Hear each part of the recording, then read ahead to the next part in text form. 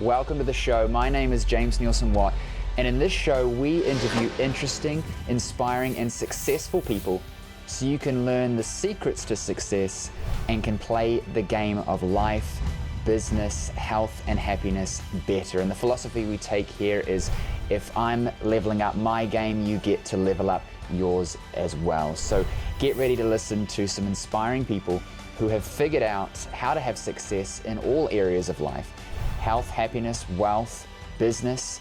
We're going to be interviewing them in this show so that you can learn the secrets to success that they share with practical advice that you can take and use today.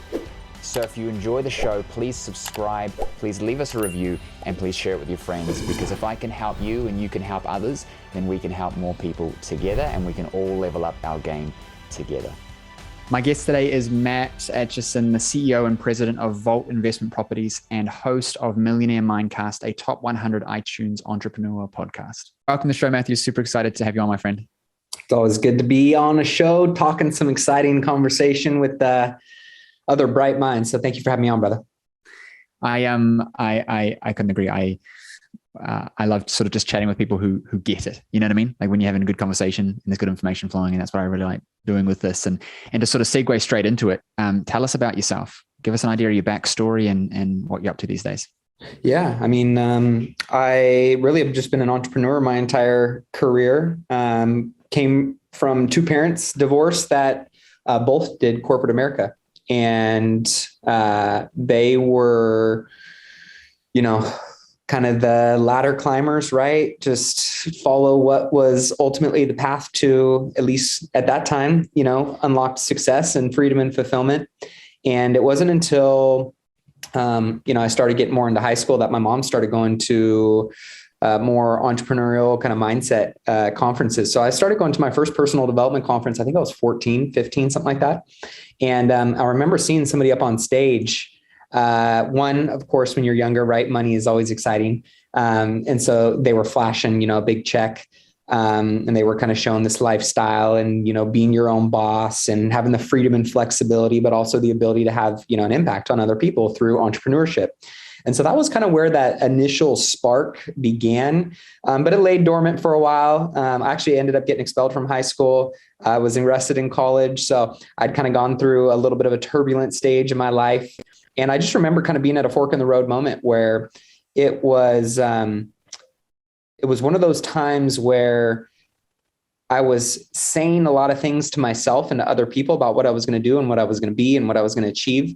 The audio was one thing, but then there was the video and the actions and the incongruence, I guess, with, what really needed to take place in order for that audio to be a reality for myself. And so kind of after hitting, a little bit of a rock bottom and, doing some soul searching, I ended up getting a job working for an entrepreneur. And I worked my way up from basically doing cold calls for him every day to kind of being his right-hand personal assistant. And that's when I was finishing out, college and school, and just getting exposed to that, space and that, lifestyle and seeing what was possible. I realized that it was possible for me. And I had a little bit clear of a path and, kind of following some breadcrumbs on the trail of what I could ultimately do for myself and whatever space or lane it was that I ultimately wanted to end up doing it in. And I remember moving back from college, had this expensive piece of paper in my hand, still had no idea what I wanted to do with it.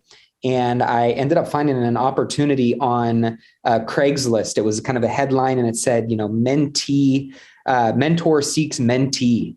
And long story short, I ended up working for a guy that was doing foreclosure auctions, and he was buying houses and renovating them and fixing them up and flipping them. And he was making $50,000, $60,000, on every single property.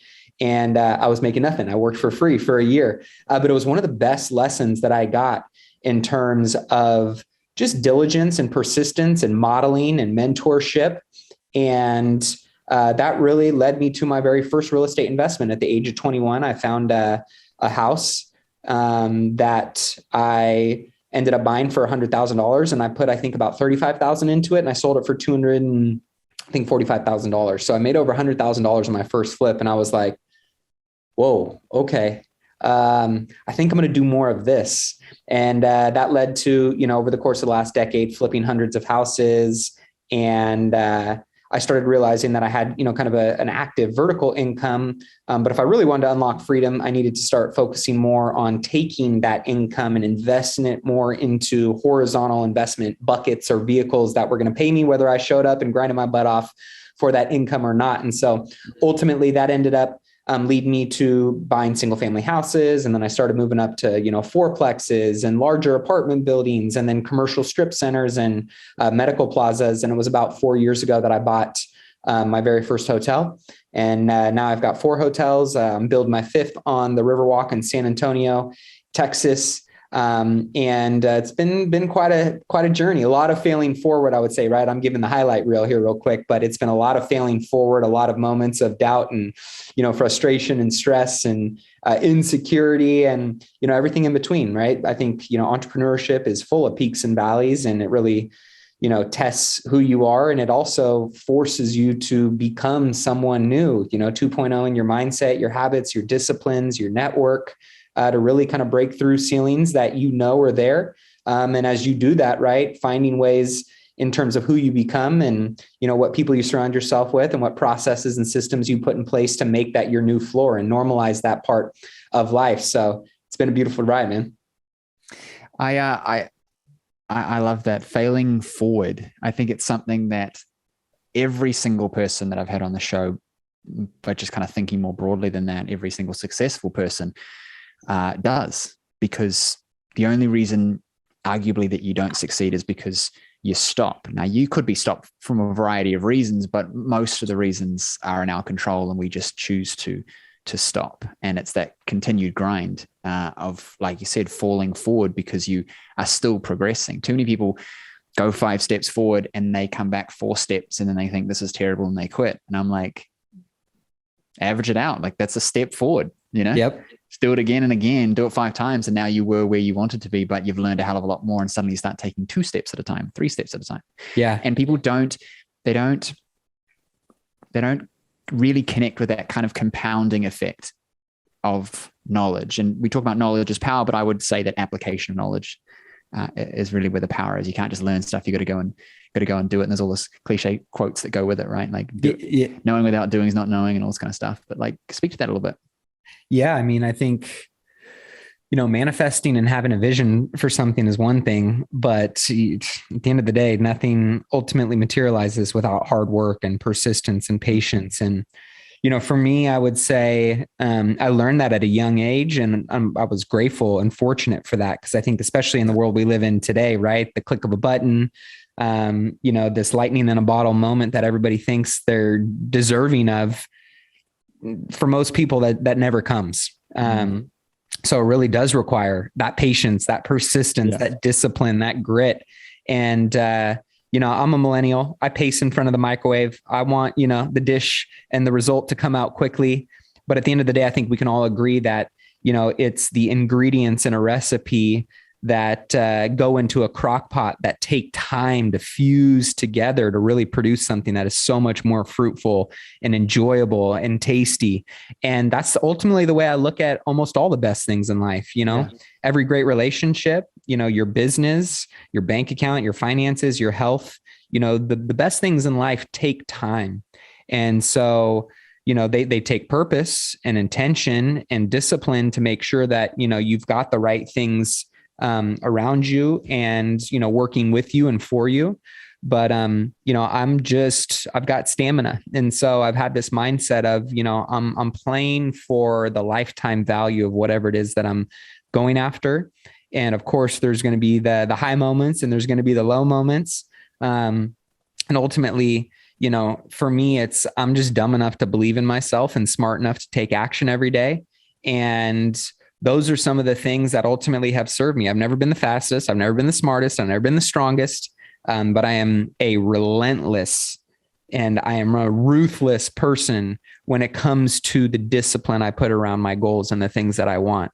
And, accountability is a big piece of that. Obviously, having the right people around you is a big piece of that. Having the right systems in play is a big piece of that. And like you said earlier, the eighth wonder of the world, as Mr. Albert Einstein calls it, is the compound effect. And, it's crazy.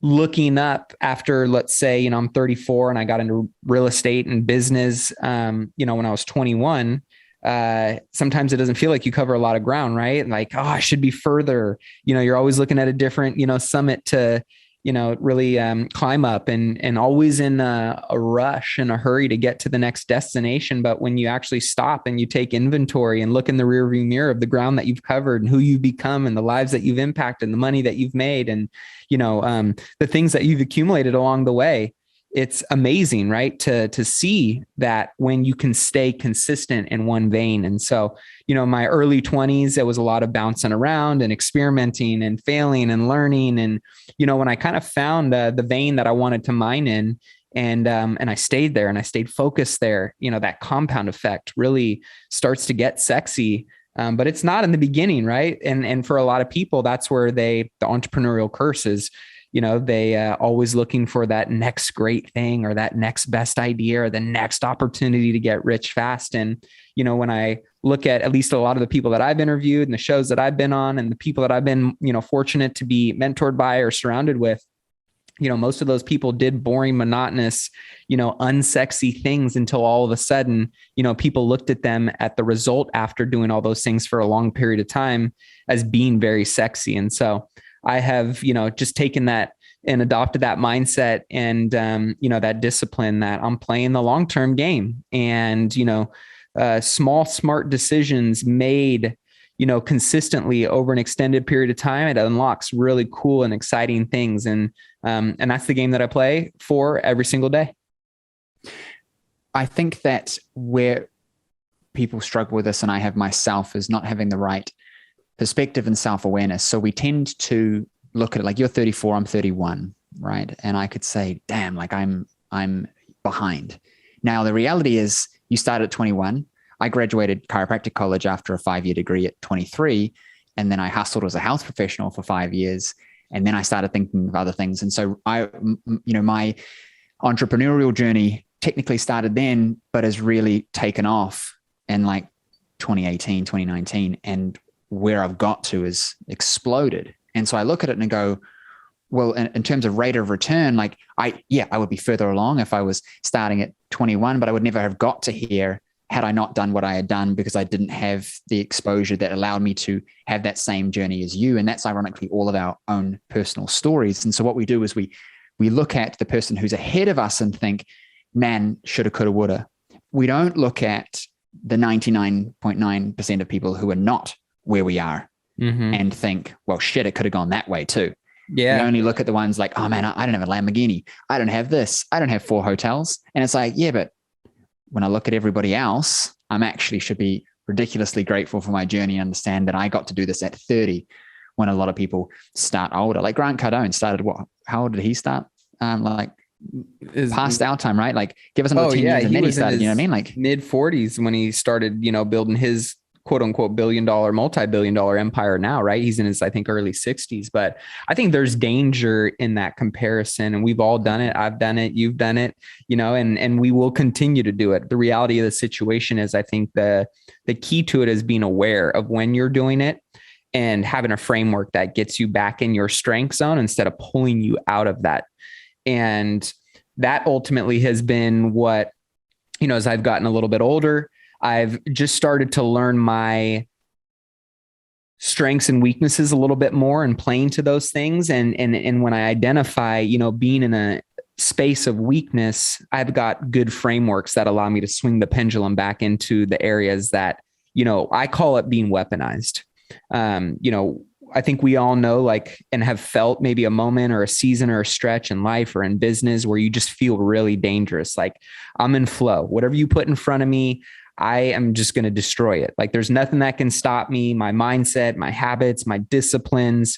There's things that are going on in your life. I like to call them rhythms, right? That ultimately you find yourself in a pocket. It's almost like, the analogy for a surfer is if you've ever surfed and you catch that perfect wave and you're right in the pocket in the sweet spot. It's like, you don't do anything. It's euphoria. It's effortless. And the result is just, it's unbelievable. And, I think as I started to get more aware of okay, when am I the most dangerous? Like what's going on in my life when I'm weaponized? And as I started to identify through awareness what some of those things were, it was, morning routines and evening routines. It was my relationship with my wife being on point. It was being very purposeful and intentional and getting quality time with my daughters. It was getting into the gym every day. It was eating healthy. It was avoiding drinking. It was surrounding myself with the right people. It was working on things that I was super passionate and fired up about, right? It might be meditation or faith or whatever it is for certain people. And so I started going like, hey, this is my formula for, being weaponized. And so when I was able to kind of create, a recipe for me, and it might be different for everybody, but I encourage people like, what is it for you that makes you weaponized and makes you dangerous? Because at the end of the day, we all get in funks. We all, get in seasons of feeling down and maybe depressed or, upset or discouraged or whatever it may be. That's called life. And so when you're in that season through awareness, you can go, you know what?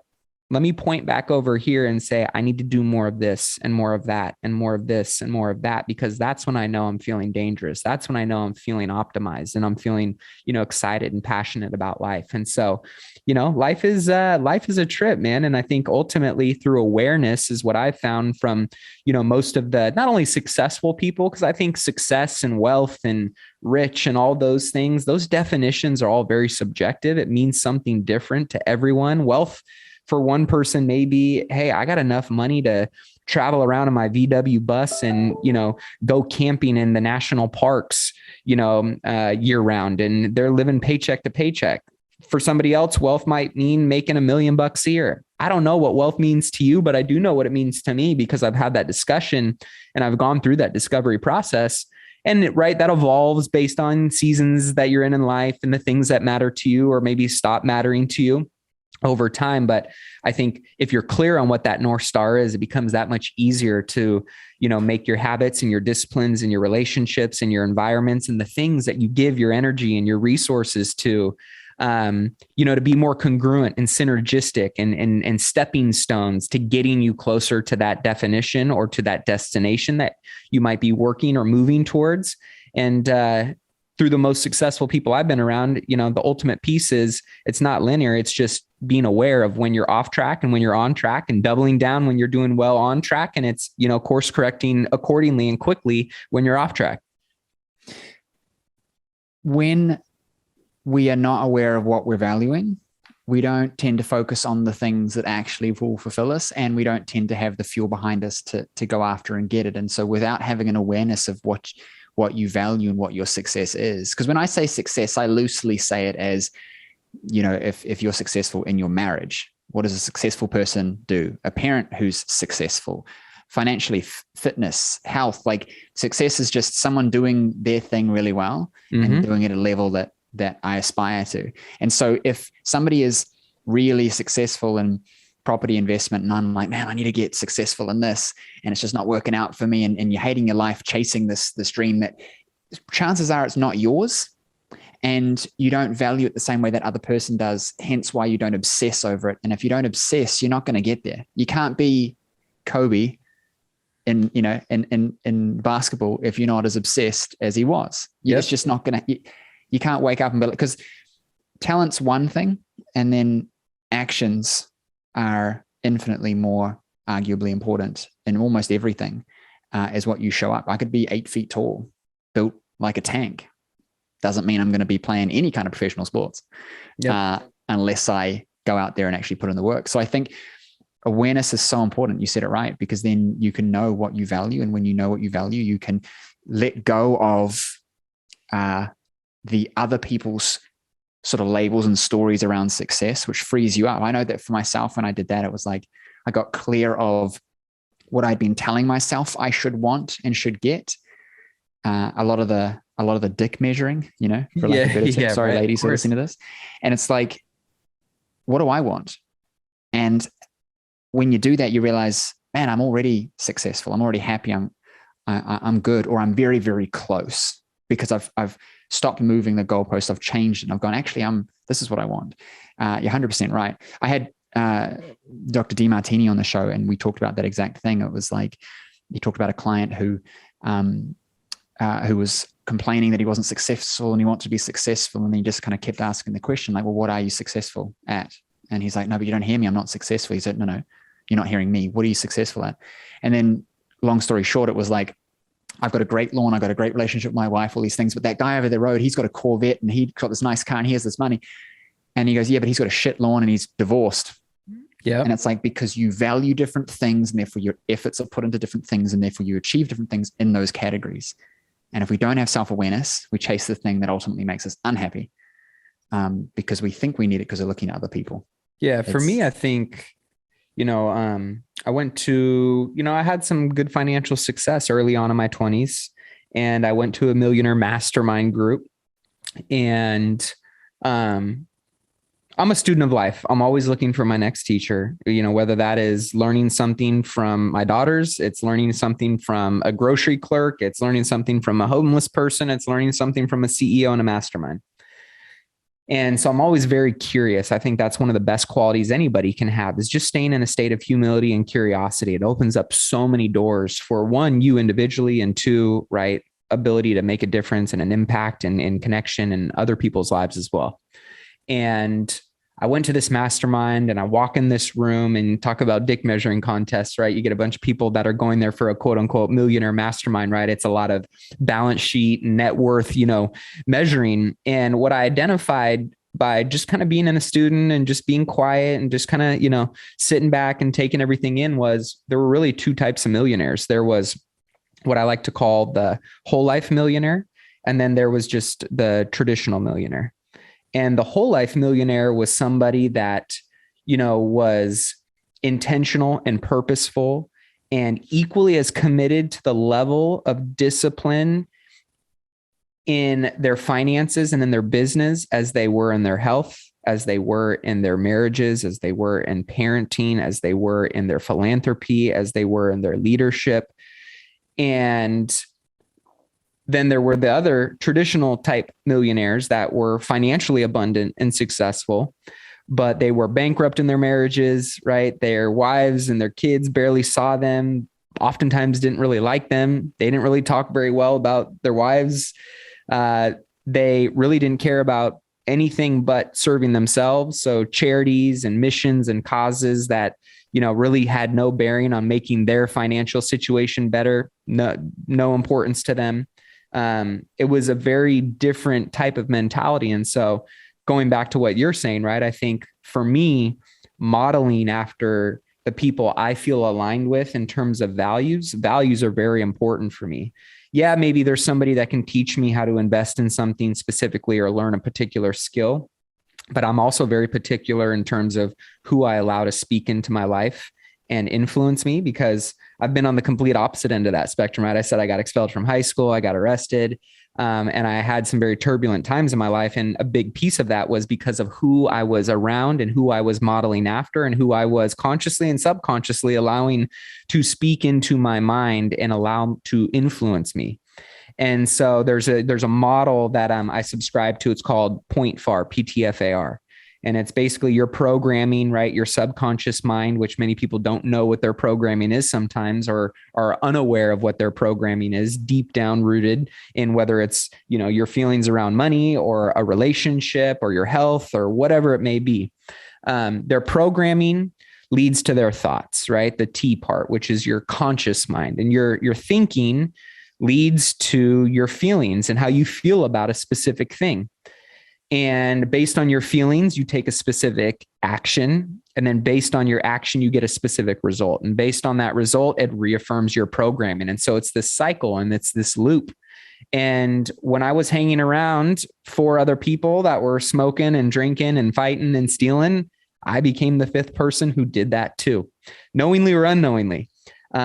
The same went on the other side of the fence. When I was hanging around 4 other whole life millionaires who were just as disciplined and purposeful and intentional about their money as they were their impact, as they were their health, as they were their relationships, as they were their philanthropy, I became the person that also started to adopt those types of programming, thinking, feelings, actions, and results as well. So just because somebody has maybe an accomplishment or an accolade or has hit a certain milestone, I've been very cautious and careful as I've gotten older to say, hey, that's cool. I can acknowledge, hey, you're a billionaire, on your balance sheet, or hey, you've got, a great successful business. But do I align with you from a core values perspective? And my values are ultimately something that shape who I surround myself with and who I model after and who I allow to speak into my life and influence me. And that's made a big, big difference, because when I ask people, like, what do you stand for? What are your values? Like, we have ours. My family, I talk to my kids every single day about our values. I talk to my employees every single day about our values, because ultimately those are what guide who we are, what we stand for, what we do together. I acknowledge people and, give them a big round of applause and, compliments based on being in alignment with core values. I also, reprimand and course correct people based on being out of alignment or incongruent with our core values. And so it's a beautiful thing, because it makes and shapes the reality of what you do and don't do, and who you surround yourself with and don't surround yourself with, to actually feel like you're in synergy and in congruence with the things that you tell yourself matter most. And values to me are a really big, important thing. So just because somebody's successful, if they have shitty core values, I don't really care. I don't care how much money you have in your bank account. I don't care what car you drive. I don't care how cool you think you are. To me, those things don't impress me. Your values and how you show up for other people and how you show up for yourself and the accountability you have around that and how you uphold those things, and not just being right. This is my message. I'm the messenger and I'm sharing these things, but I'm actually living these things too. I respect that so much more. And those are the people that I love learning from and being around. And oftentimes, those are the people that ultimately are in quiet, some of the most successful and wealthy people on the planet that I've found. So of course, right, there's always the wealthy, rich people that we know to be the assholes and things like that. But man, there's so many great people doing so many amazing things with their money. But oftentimes that money is just unlocked because of who they are and the values that they stand for. For every quote unquote rich person who's an asshole, there is more that are assholes that don't have money, because it's not necessarily the money that makes you that way. It's the thing that just makes you louder, points out your values a bit more. You can be, and I think that when people start to, we talk about this a lot on the show. It's like money's a tool. Money's a thing that can solve most problems that make you unhappy. And if you're unhappy, go and give away more money, and you'll quickly become happy from helping others. And it's a great tool for a lot of things. But if you put it as your value point of like your worth, and you seek it too much, you tend to not make the right choices that tend to limit where you can grow. And something I've found myself is that you really need to embody and become the version of yourself that's required to reach the various levels, kind of almost in this inception way. Because you can't achieve that without being that person. And so the irony is, it's kind of like a lag effect, right? Like if I think that I want to have a really good marriage, then I need to be the person that would have a really good marriage. And so what happens is I then become that, and I then create that, but then I have to perceive further to the next level, and then level myself up to that, because I can't see, how do I put this without being too labored here? I can't see over the fence, right? Without standing up on top of something. And it's only when I level up, I can then see over the fence, and I can go, oh, wow, I'm probably going to need to get a car, because, there's this other cool place over here that I didn't even know was possible in my relationships, in my life, in my business, because I was behind the fence, because I wasn't willing to step up. And so many of us miss opportunities in our lives in all kinds of ways, because we didn't step up on the box, so to speak, to look out. Like I saw something from Jordan Peterson recently talking about young kids. I got 2 kids, a 3-year-old and a 1-year-old. And he said, like, the most important years are the first 4 years, and you don't get them back. Like you either participate or you don't, and you don't get it back. And I'm like, that hit home, because with all the, I don't know how old your kids are, but there's a struggle period in those 4 years. Oh, no doubt. And it's like, as you're going through it, there's this kind of realization at the same time that, like, the best time to be alive is right now in this, because I will always look back. And it doesn't matter whether it's your business, whether it's, you're going to the gym a lot and you're wanting to get ripped, you're going to remember the times when you weren't and what you became through it. It's not the end. It's that growth period in the middle. It's being present with my kids. It's the stories and the experiences with my wife. It's the growing in the business. So to sort of segue that conversation, I feel like where a lot of people get stuck, like we talk about with values, and I'd love to talk about this with you, is the pure entrepreneur, in my opinion, is somebody who they're in it for the game. They're in it for the process, the journey, the growth. They're ultimately the ones I've observed. I could be wrong, but they're the ones that I've observed that achieve what they want to achieve. Let's not call it success in this case, right? Achieve what they want to achieve because they're in it for the process. And those of us who get in it because they want to make $1 million tend to not get there as well, or they, rip off people in the meantime, or break, burn bridges, etc. Because being an entrepreneur, being entrepreneurial is a trait that I think that we've, especially in the era of Gary Vee, and he's talked about this too, like people sensationalizing it and thinking it's this cool thing to do. I want to be an athlete now, I want to be an entrepreneur. And it's like, maybe you would be great as number 14 at a company like Facebook, not necessarily Zuckerberg. And everybody tries to dive headfirst into, I'm going to be an entrepreneur. Where do you think that stems from? And how do you think we can course correct ourselves if maybe we're in a place that's just giving us headaches because we're trying to be something that really would be better off being an entrepreneur for somebody else or working for someone else, et cetera? Yeah. I mean, I think there's a perfect plan and path for what every person is trying to solve for. So I think being clear on what it is that you're really trying to solve for. Hey, if you're better suited to be a Robin to a Batman, but you get to unlock what it is that you're actually in this game to unlock, then do you need to check your ego at the door every day? And can you be okay with that being a number 2, kind of like what you said, right? I think, the ego is it's a beautiful and it's a dangerous thing, and most entrepreneurs have big egos in the sense of that's what drives us to go out and do what we think we can do because we're betting on ourselves every day, right? But you have to tame the ego too.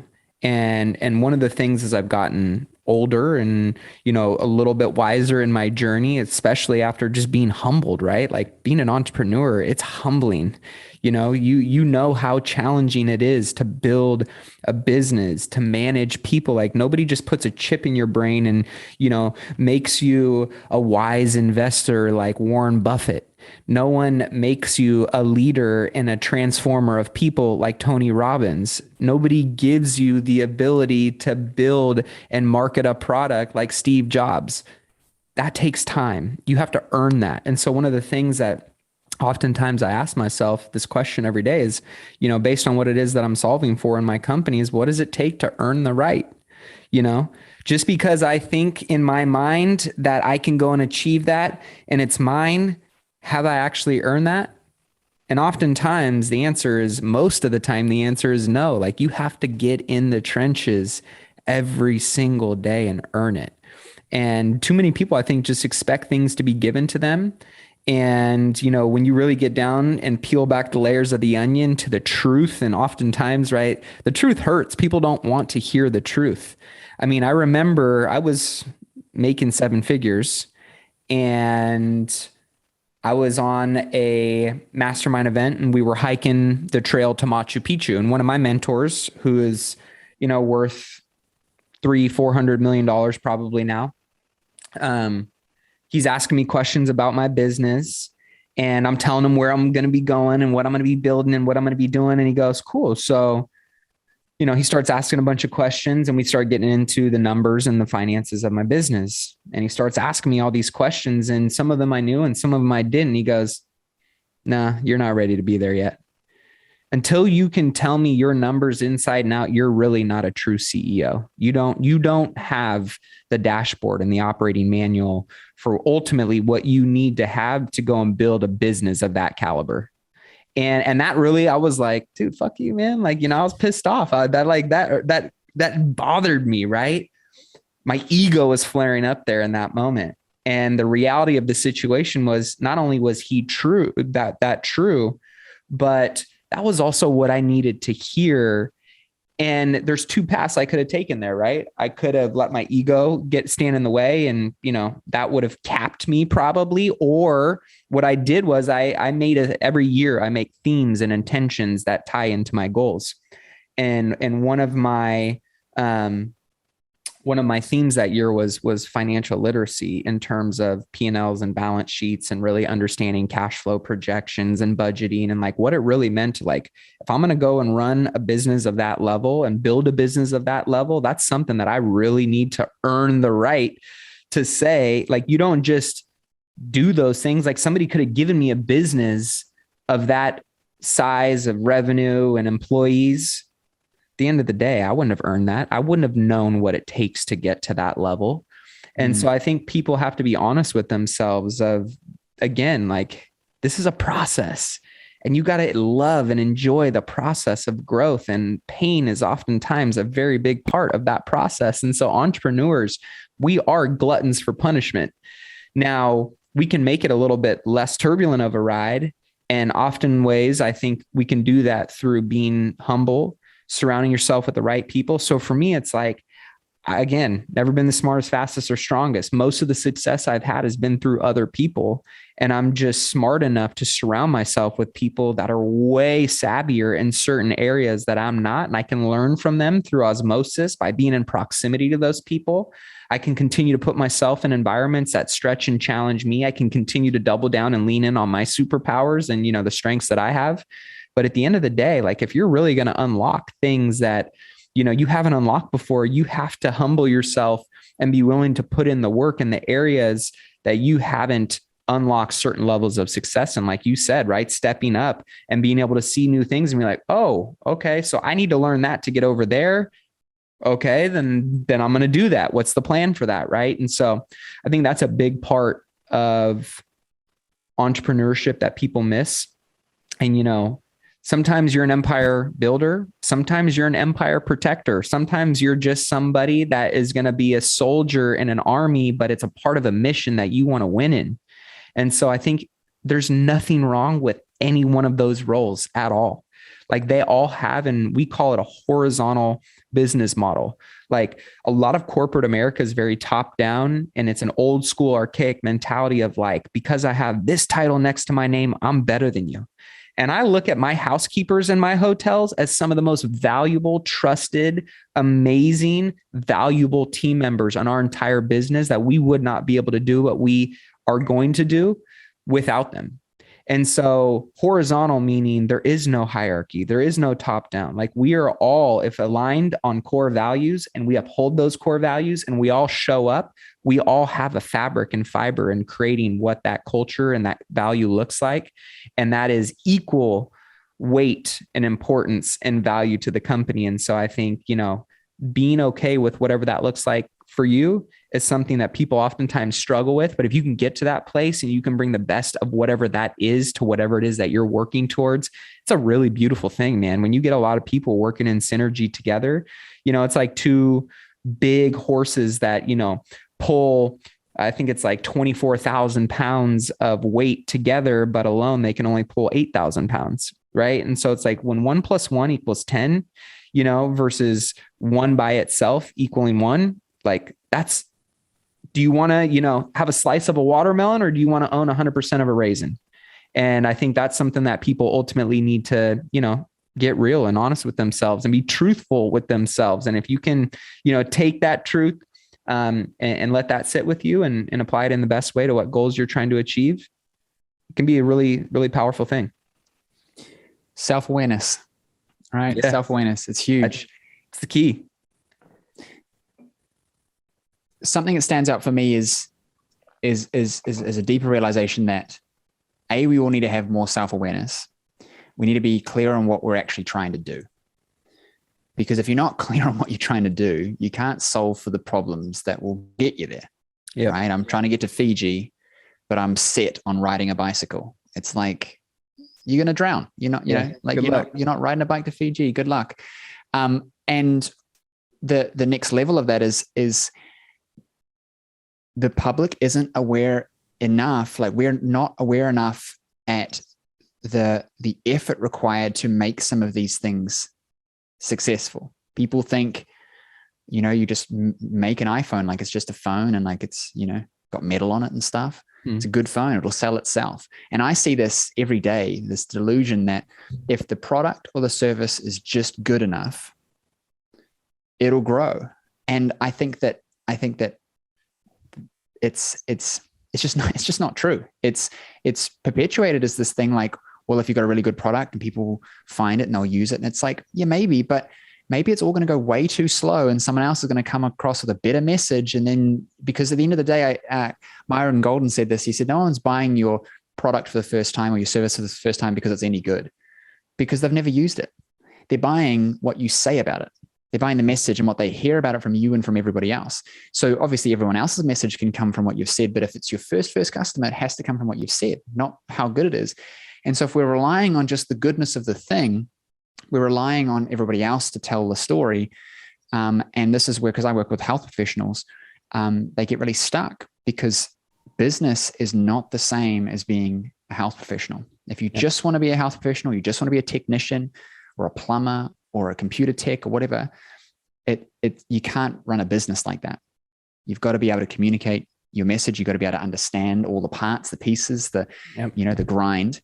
And I think people feel it's just too easy. I can just start a business and I'll just be successful, right? It's like, because who and maybe it's an issue on our end, the entrepreneurs, not talking about the difficulties enough and the grind enough. We just skip past it because I know that I get the sense that you're like me. It's like, okay, yeah, that was shit, but I want to keep going. And so we kind of just graze our knee and keep going. And we don't sit in it long enough and tell enough people about it, because ironically it's a distraction for us because we're falling forward and I'm still moving. So I'm going to keep going. And so people around us don't see it and hear it, and they're not focused on it.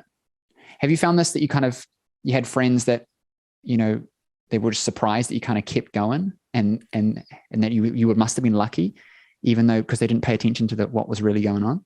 Yeah. I mean, I think, for people that are building something, you really do have to have kind of that entrepreneurial amnesia, right? Of like, let me take the learning lessons, but I'm either going to quit or I'm going to keep going. And for me, it's always just moving forward. And so I think there's a balance that I have found that, I used to be in such a rush and a hurry to get to the next milestone or destination that I forget to take time and be present in the lessons and the learnings and, the reflections that really allow you to probably cover more ground by being a little bit slower, going slower to go faster.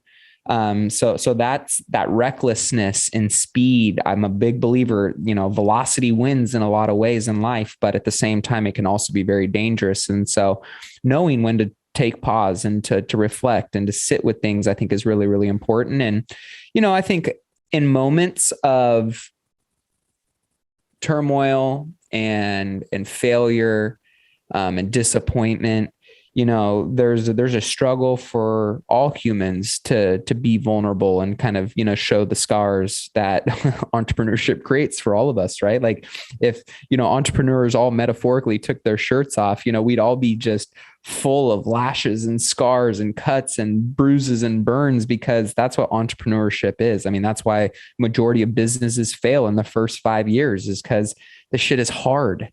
And, if I could tell you how many times, not only in my first year, but probably in my first 5 years of entrepreneurship, how many times I thought about quitting and just saying, man, I can't handle this shit, man. This is too much stress and pressure and just weight. Like, let me just go get a job where I can plug in and plug out and like, let somebody else deal with this, this crap. It crossed my mind more than 24 times. I mean, I'm talking 20, 30 times. I've had conversations up here with myself, and, being in your own mind by yourself is a very dangerous place to be. And so I think, more sharing, more vulnerability, more authenticity, it's something that I've worked on doing myself. It's something I see more and more people starting to do. And I think that's honestly a badge of strength because, one, it's relatability. most people on planet Earth have all had some level of trauma, whether it's business or not, right? Like that's just a universal, connection point between all of us. We've all experienced some level of physical, emotional, spiritual trauma. And so, the more we can openly share about those things and build that connection and support, I think the more it will serve humanity in general. But in the context of business, I don't think we give ourselves permission to stay there too long, because if you do stay there for too long, that's a dangerous place. But at the same time, I think there's some value in that too. And so that's why I'm a big framework guy. I'm a big rhythm person. Like I do journaling and I do meditation and I do a lot of the things that ultimately are kind of cliche, right? But they become cliche because the more people who have opted into and bought into what those things can unlock and then have actually experienced it for themselves, now they're the cheerleader going, oh, you got to meditate more. Oh, you got to stop and journal more. Oh, you got to reflect, and take time to pull those things out. And so for me, I'm, framework wise, I'm always looking to kind of create bumpers, metaphorically around the bowling alleys of my life to make sure that I'm not bowling gutter balls and I'm always, moving in the right direction, hitting pins and hopefully putting up strikes and spares. And, every once in a while, right, you're going to have a gutter ball and that's okay. But I think, taking time to give yourself permission to, sit in the failure, to reflect on what's not working, to find ways to optimize and tweak going forward and then reflect again. It's a very powerful way of, giving yourself the best chance to win and succeed. But I also think too, it's a great way to model for other people that want what you have or want to achieve what you're trying to achieve, and showing that, you're human. And if you're willing to share those things, I think it's a really powerful way of connecting and getting people, to buy into your mission or your cause or to what you stand for or your product or your service. And at the end of the day, we're all humans. You strip us down, we're all humans. We just want to, be happy, be successful, be aligned with great people and things that we're passionate about. And so the more transparent you can be with that, I think the more people you're going to, one, impact along the way, but two, you're going to get people to, buy into what you're doing and want to join you on that journey. Yeah, we need more truth in all aspects. I think more people hearing the truth of it will help them to be able to make better decisions. I think that the more truth that we share with our audience, the more connected people will be with us, and the more truth we have with ourselves, the more realistic we become in the actions that we're taking. And like you said, when am I the most dangerous? That's the big thing that I've written down. This is an example of knowing and not doing enough, is when am I the most dangerous, being truthful with myself and going, what am I therefore not doing on a consistent enough basis to remain, this dangerous animal that goes off and gets, what he wants and sticks it out. Because all of this tends towards what we talked about earlier, which is that consistency. Yeah. Consistency over time, pressure over time, dripping water will create, a canyon. Repetition is the mother of all success. And I think the more you can get repetition in the areas you identify are most aligned with what you want to achieve and unlock in your life, the better, right? Malcolm Gladwell's 10,000 hours. I mean, there's a lot of different theories and people who have kind of had some level of spin on that particular statement. But yeah, I mean, I just think repetition is critical. And I also think the other thing too is, I've somewhat rewired my brain a little bit in terms of fear, fear meaning if there's, a gun pointed at my face and it's got a loaded bullet in the chamber and there's somebody that's, trying to kill me, that's real fear. But there's a lot of false fear that drives and dictates and really like depletes and distracts and takes away from people going after and doing the things that they really want to and should be doing in their life. And so the way I've, really looked at fear now is if it's not going to kill me, for one, it's kind of become this call to adventure of like, okay, I need to lean into this because there's something here for me to learn. And, as I've gone through more and more of those moments of fear, I used to hate speaking, and I've spoken on stages in front of thousands of people. I used to hate doing certain activities and things that, I was fearful of. And as you do those things more and more and more, and you get to the other side and you still got a pulse and, my wife still loves me, my kids still love me, I'm still alive. Like that fear overcome more and more desensitizes you to that fear. And actually that fear starts to compound and turn into more confidence. And so as you do that more and more now, for me, fear is that call to adventure of like, all right, here we go again. There's some new breakthrough that I'm going to have, some new lesson I'm going to learn, something that I'm going to 2.0 in this process. And so I think if more people could adopt that mindset and lean into that fear, as long as it's literally not someone holding a gun to your head, right? It's not a rhinoceros standing in front of you that's going to impale you and kill you, whatever it may be. Look at that fear as something that's it's a calling to teaching you something that's going to unlock something great, that's going to serve you going forward in your journey. And the more you can do that, the more you're going to start to be proud of yourself and actually physically unlock results that you haven't had before. I resonate with that so much. That's something that I live by as well. It's almost this feeling of like, if I'm not feeling that, it's probably not much that I shouldn't put much focus and energy into it. And I should look for the next thing instead, because if I'm not feeling that, I'm not being challenged and I'm not pushing. And the way that I do it is like, what's the worst case scenario? Am I going to die? Are my kids going to die? Am I going to lose everything? If that's true, or a possibility where it's not just like I could go mountain biking and I could die. Sure. But realistically, I'm not going to die. Right. Yeah, but if I'm going to die, I'm going to lose everything, then no, that's stupid. I got kids. I'm not going to do it. But if there's the fear there and I'm not going to die, really assessing what that is, because I heard this from somebody recently and they said that fear doesn't stop the bad thing from happening. Like if I'm afraid that I'm going to die in a situation, me feeling that or not is not going to alter the situation unless I irrationally respond and I run at a lion, you know what I mean? But like feeling that the fear, thank you body, thank you brain for giving me an awareness. Yeah, right. But now I'm just going to actually, take some actions. And I'm a firm believer in not suffering twice. And that's what got me over my fear of flying. I'm like, if I'm going to die on this plane, I've now suffered twice because I'm dead and I had a shit time.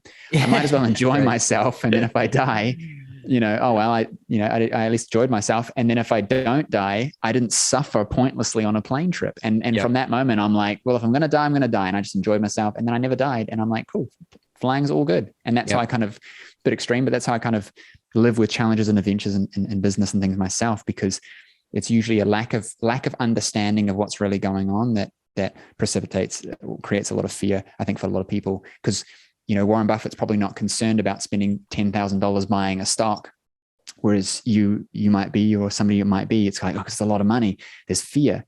It's a lack of understanding and doing it. Because if you were guaranteed it, you wouldn't have the same fear. So how can I bridge that gap for myself? And sometimes it just means having the balls to do it and learn. And other times it's knowledge. But as we transition here, brother, because I could talk to you all day and I'm conscious of our time coming to an end. Where can our audience connect with you online and check out more of your stuff? I know you got a podcast and all that as well. I mean, they can always check out millionairemindcast.com, or, Millionaire Mindcast is on all podcasting platforms. So we got 3 episodes a week that come out there, and that's always a great way. Or on social media or YouTube, at official Matty A is my handle, or just my YouTube channel, Matt Aitchison. And always love connecting with people, but they can always text me as well on kind of my main texting platform number, which is just 844-447-1555. If you heard me on the show, say what up. And always love connecting with, new listeners and people who share similar values, and anything that, may have resonated with you. That's always the easiest way to connect me, is usually through the social channels or the podcast. Awesome. Thank you so much. Now, last question. What's the most important thing that you ever learned? I think for me, the most important thing that I've ever learned is, really around relationships. That's hands down been the number one thing that has served me. And, the way I look at relationships is, I'm a lifelong farmer of relationships that are constantly being cultivated and tended to. And so, whatever it is that I'm, looking to accomplish, whether that's something specific and tactical in my business, or it's, an impact in a larger mission outside of business, I'm always looking to plant seeds, nurture those seeds, water those seeds and bring value to, that crop. And eventually, if and when you need to, draw on that crop, right, there's going to be a lot of low hanging fruit because you've just consistently put in deposit and deposit and deposit. And, when it's time to make that withdrawal, you put in the work, right, to earn that ask. And so for me, I'm just a farmer of relationships and constantly looking to bring value to other people. And, as I've done that, one of my early mentors told me, you want to be a millionaire, bring value to 1 million people. You want to be a billionaire, bring value to 1 billion people. And so, that's consistently what I look to do, is just consistently make deposits in other people's lives. And I know that, if and when it is time for me to make a withdrawal, I think I should have a pretty nice balance to pull from. We underestimate the power in shared value, like shared assets, etc. If I'm great at finding, clean water and you're great at cooking dinner, I want some dinner, you want some water, let's work together and you can create more. And I've learned that myself as well, man. Like, you never know who could be there in the future because of something else. It might not be that person, but it might be that person's friends, uncles, auntie, and there's a conversation and now you're connected and it started with just leading with value. Yep. You got it. Dude, this was amazing. I appreciate you. Thank you so much for coming on the show. James, thanks for having me, man. Thank you for checking out this episode. If you liked it, please make sure to subscribe and share it with your friends. And if you're a healthcare professional who wants to get serious about business, check out practiceowner.com, where we have a whole lot of resources on helping you to grow more impactful and more financially viable practices. So that's practiceowner.com. Go and check that out if you're a health professional serious about business, and don't forget to subscribe.